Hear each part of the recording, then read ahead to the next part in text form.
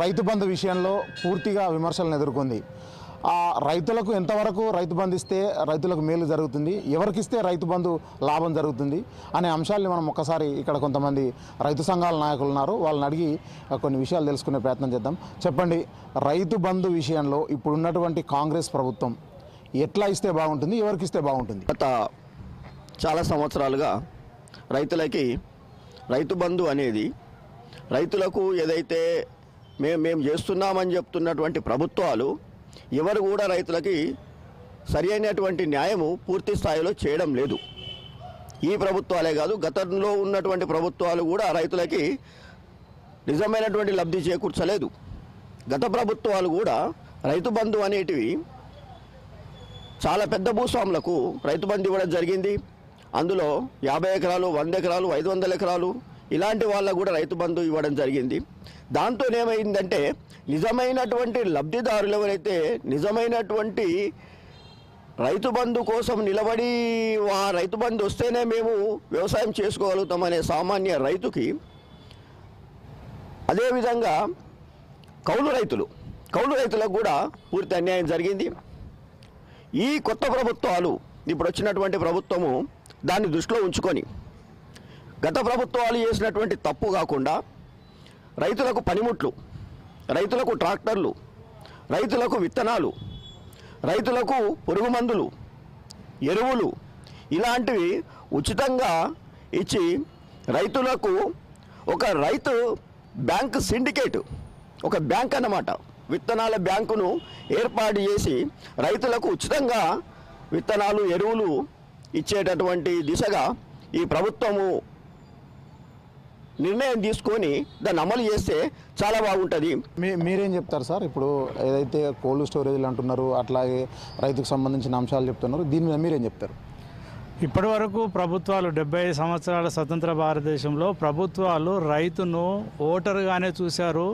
రైతుకి ఏం చేస్తే మాకు ఓట్లు పడతాయి అనే ఆలోచనలో ఉన్నారు తప్ప ఇప్పటి వరకు కూడా రైతులు చిత్తశుద్ధితోటి రైతును రాజును చేస్తామని మాటల్లో ఉన్నాయి తప్ప చేతల్లో లేవు. నిజంగా రైతును రాజును చేయాలి అంటే, రైతు వ్యవస్థను పూర్తిగా ప్రక్షాళన చేయాలి అంటే ఈ వ్యవసాయాన్ని పరిశ్రమగా ప్రభుత్వాలు గుర్తించాలి. పరిశ్రమగా గుర్తిస్తే ఏంటంటే ఇప్పుడు ఉన్నటువంటి ప్రభుత్వాలు రైతును ఒక యాచకునిగా మారుస్తున్నాయి, ఒక భిక్షగానిగా మారుస్తున్నాయి. ఎప్పుడు రైతు బంధు పడుతుందా, ఎప్పుడు ఈ డబ్బులు వస్తాయా, ఆ డబ్బులు వస్తాయా అని చూస్తున్నారు తప్ప నిజంగా రైతును ప్రోత్సహించే పద్ధతిలో ప్రభుత్వాలు పనిచేయట్లేదు. ఇప్పుడు రైతును ప్రభుత్వాలు పనిచేయించాలనంటే రైతుకు మార్గదర్శక ప్రణాళిక ఇవ్వాలి. ఇప్పుడు ఉన్నటువంటి మన తెలంగాణలో చూసుకుంటే ప్యాడీ ఉత్పత్తి మాత్రమే ఉంది, కానీ మనిషి ఒక ప్యాడీ పండిస్తే ప్రజలకు సరిపోతుందా? చిరుధాన్యాల పెంపకం అనేది లేనే లేదు, ఉత్పత్తి అనేది లేనే లేదు. తర్వాత ఆ పండ్ల తోటలు చాలా అవసరము మనిషికి, పోషక విలువలు, మినరల్స్ వచ్చేటి పండ్ల తోటలు. ఆ పండ్ల తోటల పెంపుదల గురించి ప్రణాళికలు లేవు. సో ఇంకోటి ఫారెస్ట్ యొక్క అవసరము, ఫారెస్ట్ పెంపుదల అనేది చాలా అవసరము. ఫారెస్ట్ నుంచి వచ్చేటువంటి వ్యవసాయ ఉత్పత్తులు కూడా ప్రజలకు చాలా అవసరము. కాబట్టి ప్రభుత్వాలు ఒక మంచి ప్రణాళిక చేసి, అంటే రాష్ట్రంలో ఒక విచిత్రమైన పరిస్థితి నెలకొంది.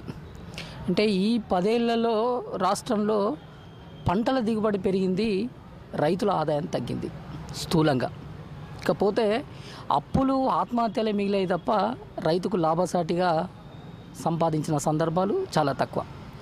రైతు కుటుంబాలకి పిల్లనిచ్చే సందర్భాలు కూడా ఈరోజు లేవు. ఇలాంటి పరిస్థితుల్లో వ్యవసాయ రంగాన్ని, రైతు ఆదాయం పెంచేలా ప్రభుత్వ ప్రణాళికలు ఉండాల్సిన అవసరం ఉంది. కొత్తగా వచ్చిన ప్రభుత్వము కేవలము గిట్టుబాటు ధరను, లాభసాటి వ్యవసాయం అంటేనో కుదరదు.